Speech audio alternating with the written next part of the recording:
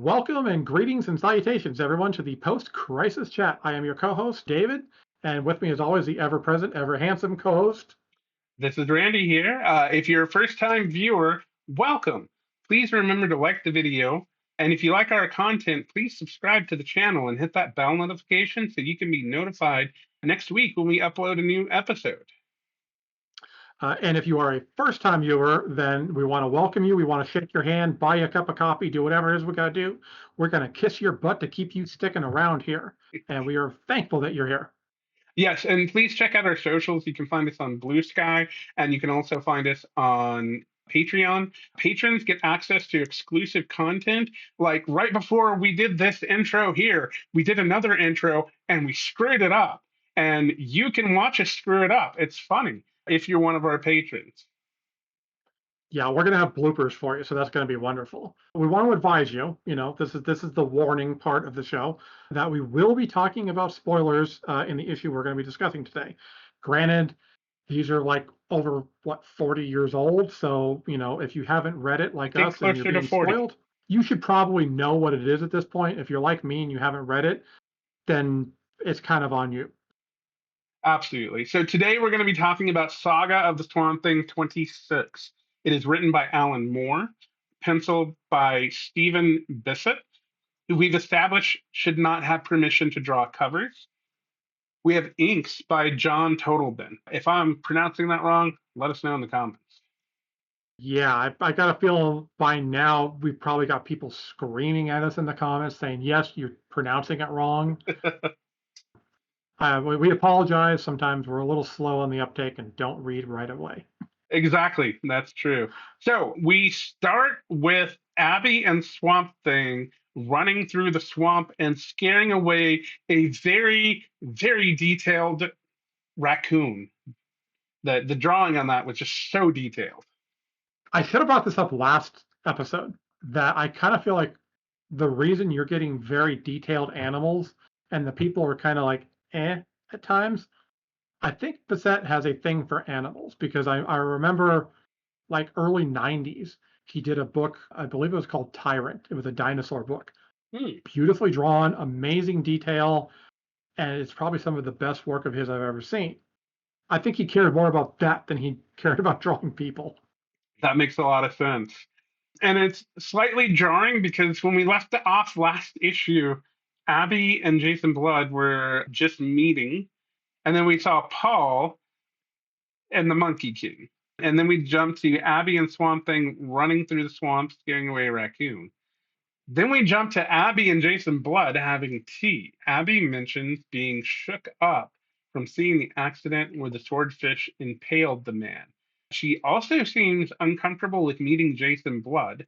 Jason knows she is of the Arcane family, and she seems shocked he knows her maiden name, and he tells her it's not important how he knows.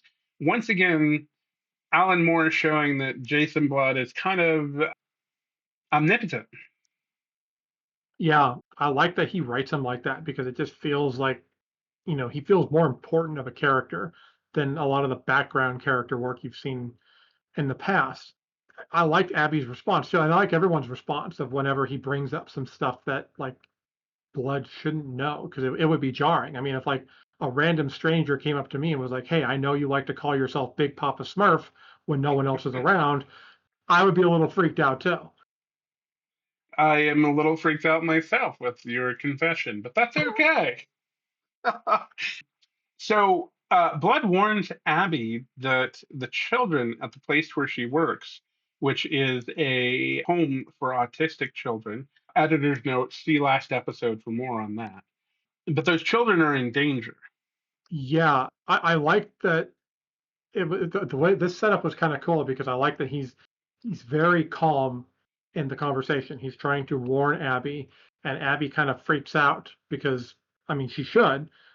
Automatically this strange dude comes up out of nowhere amidst all the chaos from the previous issue and starts talking about the children. So she's protective mode.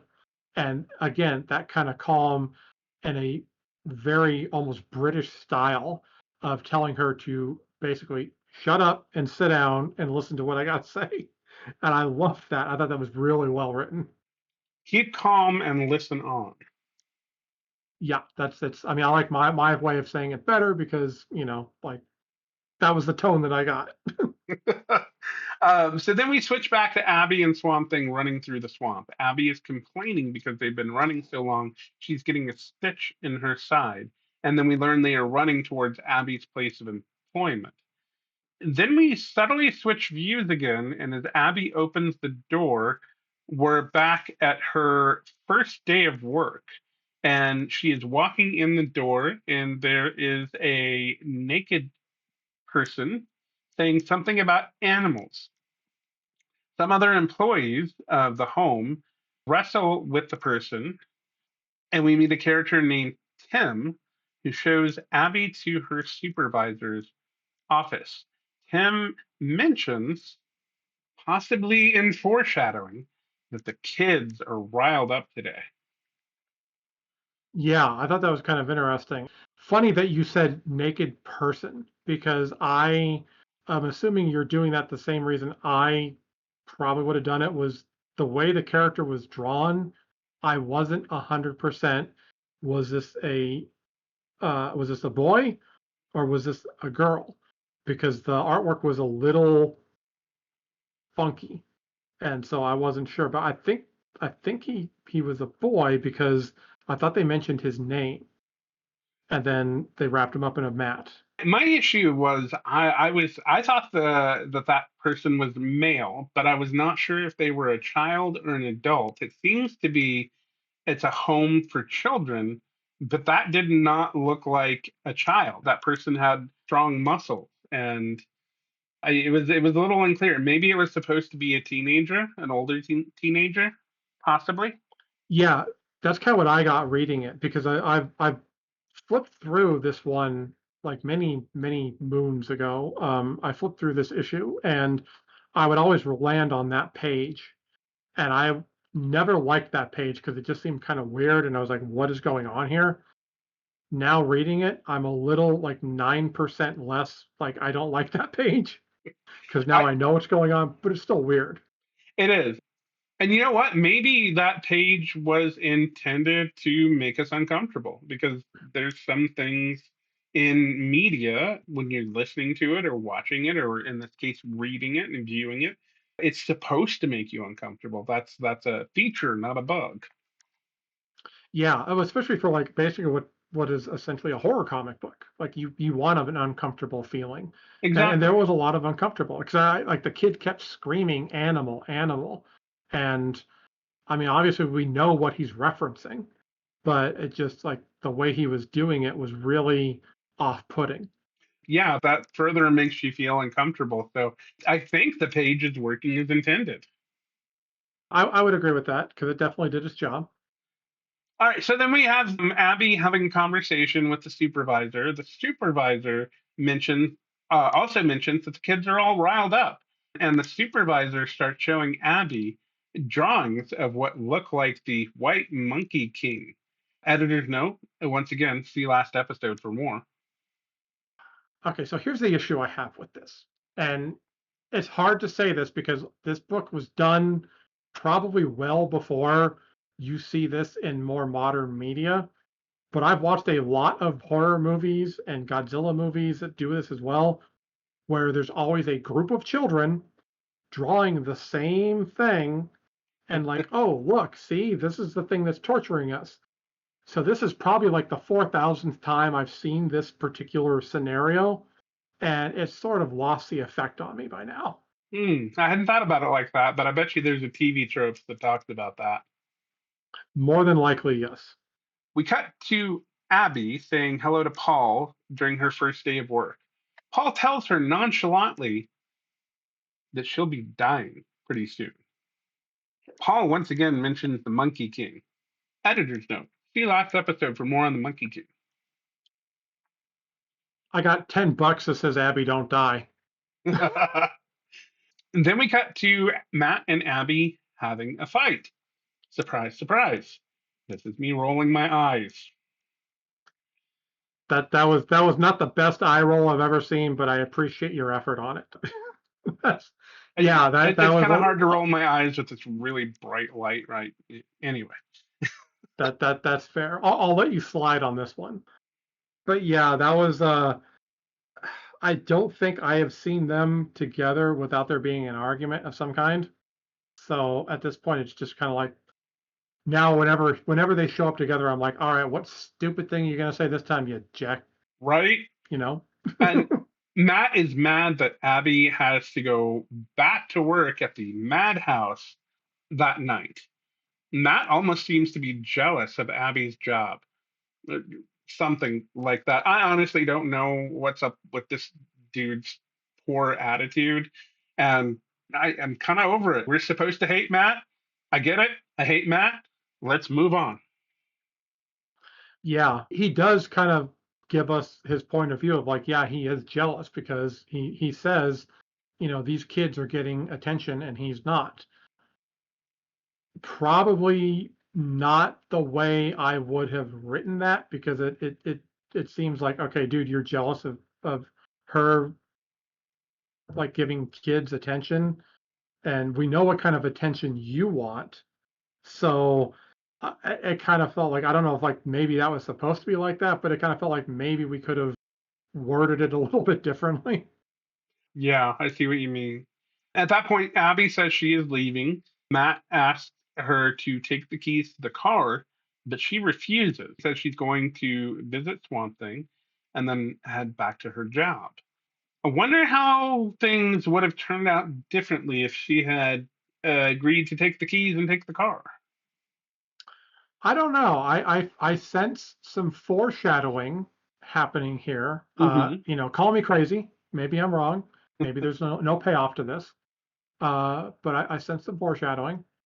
Uh, I also kind of feel like maybe instead of being jealous of the kids, you should be jealous of the giant swamp monster that your wife is spending all of her time with. Perhaps. Then we find that Abby has found the Swamp Thing in the swamp. She tries to explain to him that something weird is going on, but as noted in the last episode, Swamp Thing is already aware. Then we switch back to Paul inside the house where the autistic children stay, and the monkey is there with Paul. And the monkey seems to be trying to get Paul to be its master. I kind of got the impression that maybe it needed a master so it could stay in like this dimension of existence. I'm not really sure. It doesn't seem clear to me. Do you have any thoughts on that? Yeah, I wasn't sure either. Like I thought maybe it needed a master because without direction, it would just go do whatever it wanted to do, and maybe it feels like, I mean, technically it's from hell, I'm assuming, and so I'm assuming in hell that there is a hierarchy of you've got a demon in charge of you, telling you what to do. So maybe that's ingrained in it of I need to be told what to do, otherwise I don't know what to do. That's really insightful and about the closest legitimate explanation I can like I couldn't think of anything, but that sounds legitimate to me. I smart, my brain work good. Yes, yes, absolutely.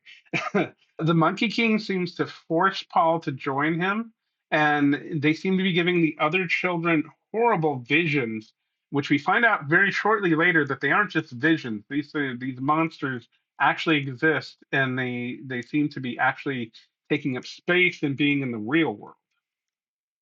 Yeah, and when the how we end up seeing that take place is really well drawn. I like it was creepy as hell seeing that, and I thought once again this is where you start seeing that this is a horror comic. Like this is not for kids. Ironic, no? But no, you're absolutely right. And then Swamp Thing and Abby get inside, and that's when we realize that the nightmarish creatures are in the real world with us because they can see them too. I don't think I even picked up on that, which is weird because obviously it's blatant because of what is to come, like what's about to happen and everything. But I don't think I even picked up on that fact. Hmm. Okay. Well, if I'm wrong, let me know in the comments, folks. That's how it came across to me. Maybe I'm Yeah, mistaken. What do you think? think you're right. Like I 100% agree with you. I think when I was reading it, it just like went over my head for some reason. It was one of those moments I missed, maybe because I was just kind of like, okay, well, let's get to what's about to happen, and I just blanked on it. Gotcha. Well, then we switch to Etrigan. If you watch our last episode, you can hear me give a dissertation on how much I dislike Etrigan. So I'm just going to reiterate that. I do not like this character. I do not like his rhymes. I would be okay if I never saw this character again. That's okay, though. We'll talk about it. So we get to Etrigan the demon. He jumps from the ceiling, seemingly confronting the Monkey King. I didn't like this part, and it was just because I didn't like the way Bissette drew Etrigan. He felt a little skinny to me. Like I always picture Etrigan as like a big, bulky kind of character. And I don't know if like this is because maybe they were going about the inspiration of Jack Kirby. I think Mhm. Kirby drew him a little like thinner and stuff too. So I wasn't liking that. And I was having problems following the rhymes. They were a little bit difficult to like follow the rhyming scheme of Yeah, what he they was had to saying. try to. Alan Moore tried to bend over backwards to make the rhymes work, and they really didn't. Yeah, and I know that must have been really, really rough for you because I know how much you love this character so much. So it just like I feel bad that you had to read that part. I appreciate your sympathy. So then we switch back to what I think is probably the most interesting part of the book. We switch back to Matt. He's been drinking because, of course, he has. The guy's a loser. He grabs the car keys because, of course, he does. He's a loser. And then he decides to start drinking and driving, which is, especially in the 80s, one of the worst sins that you can commit. And we now have a bingo on my Matt is a loser card. I'm gonna raise you loser. We'll call him a butt knuckle. All right. I'm okay with that. And then we see him with his drunk driving because in the 80s, when you drive drunk, it's always going to result in a car crash. He wrecks his car next to a Burma shave sign. And when I was reading this the first time around, I legitimately hoped that that was the last time we would see him. Well, apparently there's a spoiler of he's coming back. When I read it, because I thought the same thing as you. It's like it's okay. It's the '80s, of course. '80s was all about uh, like you get in the car drunk and you're gonna crash, and because I think that was like the hot button issue. So You're my going to kill immediate thought yourself. was You're going like, to kill everybody around you. You're going to kill your family. You're going to kill the entire town when your car catches fire and burns it down. you're gonna blow up the world, and it goes into the center of the earth, and then it just explodes everywhere, and then like you just destroyed the entire world. You rotten butt knuckle. But my immediate thought was like, oh man, Matt, if only this was the '70s. You're 1 decade off, my man. 1 decade off away from being able to pull this move and get away with it. All right, so that's where the issue ends. I'm going to give this issue a 2 out of 5 rhyming demons. And in this case, I actually really enjoyed the cover of this issue. I did even add a half a point due to the awesome cover. The rest of the issue just really didn't do it for me. I don't like Jason Blood. I don't like Etrigan. I don't like Matt. The little bit of we got to see a Swamp Thing and Abby was them running through the swamp. I'm just like, this issue was probably my least favorite so far. I'm gonna go back to the three. I think this will be the second time in a row I'm gonna disagree. I'm gonna go three because I loved the Jason Blood stuff. I loved the tea shop, them sharing tea. That was really good. And even though I don't like the rhyming scheme and the way the demon was drawn, just setting up for Etrigan being there was a nice little, thing. I didn't like the running. I thought the running was just like, why are we running? Oh, Swamp because Thing the doesn't issue is run. called Running. There had to be running in it. That's literally the title of this issue.